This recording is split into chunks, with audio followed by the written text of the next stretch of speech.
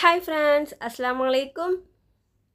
இன்னைக்கு மம்மா சமையலில் நம்ம டெய்லியுமே செய்கிற கிச்சன் வேலைகளை சின்ன சின்ன டிப்ஸ் அண்ட் ட்ரிக்ஸோடு செய்யும்போது நம்மளுடைய வேலைகளை ரொம்ப ரொம்ப சுலபமாகவும் சுத்தமாகவும் செய்ய முடியும்.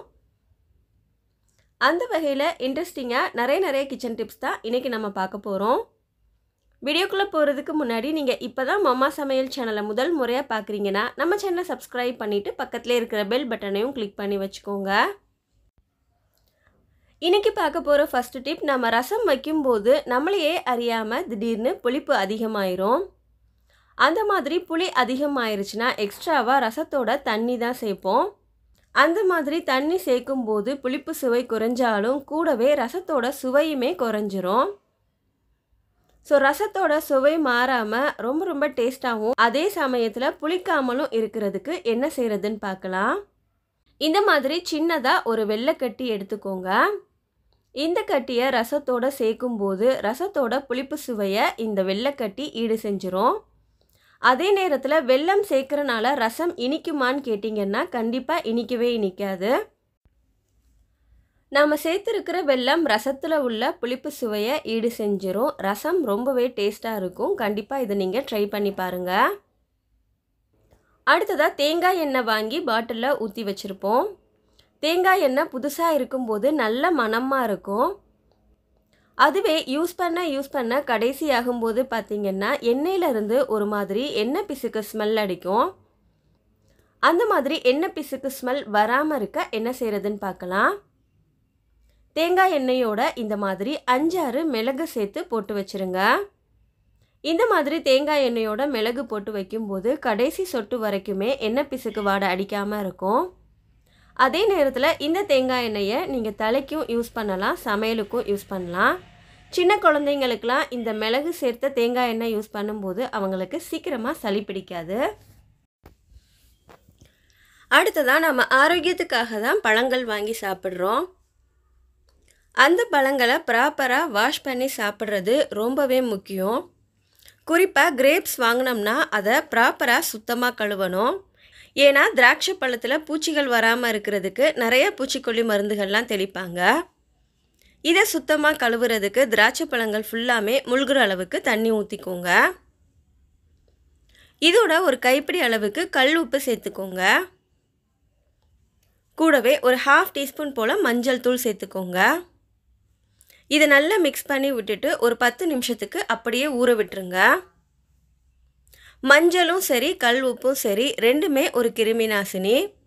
ஸோ இந்த 2 பொருளும் திராட்சை பழம் மேலே இருக்கிற பூச்சி மருந்தோட வீரியத்தை குறித்து பழங்களை சத்துக்கள் மாறாமல் நமக்கு கொடுக்குது. இப்போ இந்த திராட்சை பழம் எல்லாத்தையும் நல்லா அலசி எடுத்துக்கோங்க. மறுபடியும் நார்மல் வாட்டரில் ஒரு தடவை கழுவி எடுத்துட்டா சுத்தமான கிரேப்ஸ் ரெடி ஆயிரும். இந்த மாதிரி திராட்சை பழங்களெல்லாம் சுத்தமாக கழுவிட்டு சாப்பிடலாம். அடுத்ததாக குழந்தைங்களோட வாட்டர் பாட்டில் எப்படி தான் நம்ம க்ளீன் பண்ணாலுமே அதிலிருந்து அப்படியே ஒரு மாதிரி ஸ்மெல் அடிக்கிற மாதிரி இருக்கும்.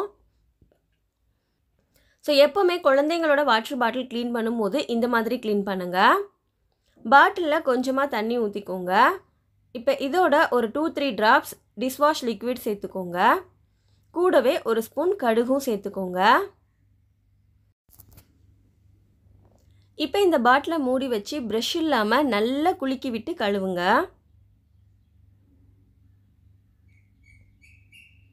நம்ம சேர்த்துருக்கிற கடுகு உள்ள எல்லா அழுக்கையும் எல்லா ஸ்மெல்லையுமே எடுத்துரும்.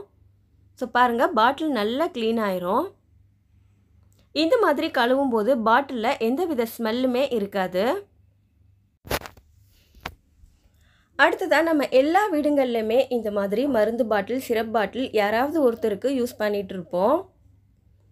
ஸோ இந்த பாட்டிலில் நம்ம எக்ஸ்பைரி டேட் செக் பண்ணவோ அல்லது டோசேஜ் செக் பண்ணவோ பார்த்தோம்னா எழுத்துக்கள்லாம் ரொம்ப பொடியாக இருக்கும்.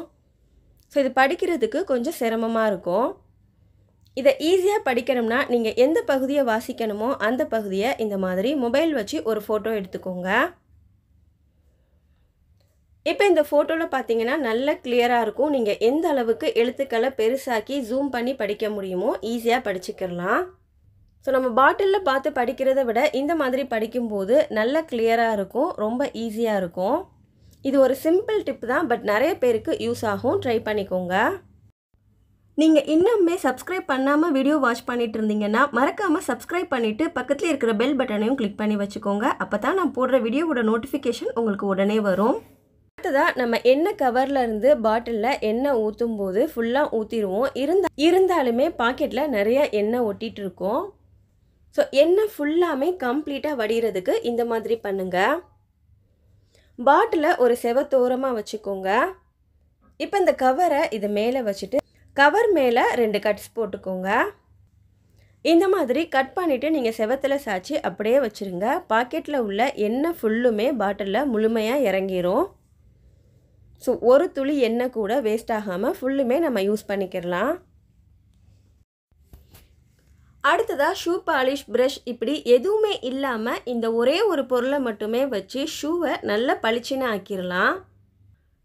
ஷூ பாலிஷ் வச்சு பாலிஷ் பண்ணுறதை விட இந்த பொருள் வச்சு பாலிஷ் பண்ணும்போது உங்களுக்கு நல்ல க்ளீன் ஆயிரும். அதே சமயத்தில் பார்க்குறதுக்கும் நல்ல பளபளன்னு இருக்கும். அதுக்காக நான் எடுத்துருக்கிறது தேங்காய் எண்ணெய் தான். தேங்காய் எண்ணெயிலிருந்து ஒரே ஒரு ட்ராப் மட்டும் ஷூ மேலே ஊற்றிக்கோங்க. இப்போ டிஷ்யூ பேப்பர் வச்சு எல்லா பக்கமும் இதை நல்லா தேய்ச்சி விடுங்க. ஸோ எல்லா பக்கமும் இதை நல்லா தேய்ச்சி விட்டுட்டிங்கன்னா ஷூ நல்லா பார்க்குறதுக்கு புதுசு மாதிரியே பளபளன்னு இருக்கும்.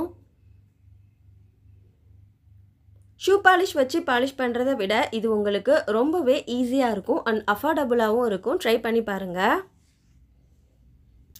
அடுத்ததாக புதுசாக வாங்கின பாத்திரத்தில் இந்த மாதிரி ஸ்டிக்கர் ஒட்டிகிட்டு இருக்கோம். இதோடையே நம்ம சமைக்க முடியாது. இதை அப்படியே நம்ம சுரண்டி எடுத்தோம்னா அந்த இடத்துல ஒரு மாதிரி ஸ்க்ராச்சஸ் விழுந்துடும்.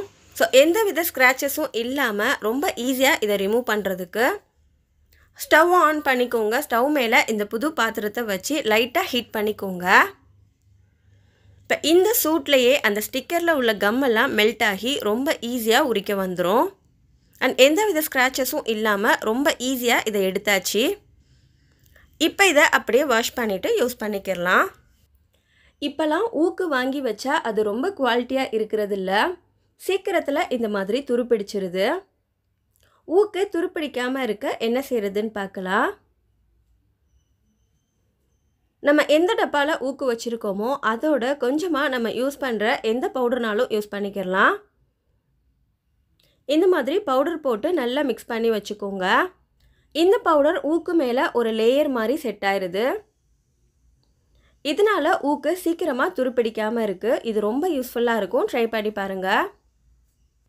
இன்றைக்கி நான் சொன்ன கிச்சன் டிப்ஸ் எல்லாமே உங்களுக்கு ரொம்ப பயனுள்ளதாக இருக்கும்னு நம்புகிறேன். இந்த வீடியோ உங்களுக்கு பிடிச்சிருந்தா லைக் பண்ணுங்கள். அண்ட் இதே மாதிரி வீடியோஸ் உங்களுக்கு பிடிக்கும்னா நம்ம சேனலை சப்ஸ்கிரைப் பண்ணி வச்சுக்கோங்க. நம்ம அடுத்த ஒரு சூப்பரான வீடியோவில் பார்க்கலாம். பாய்.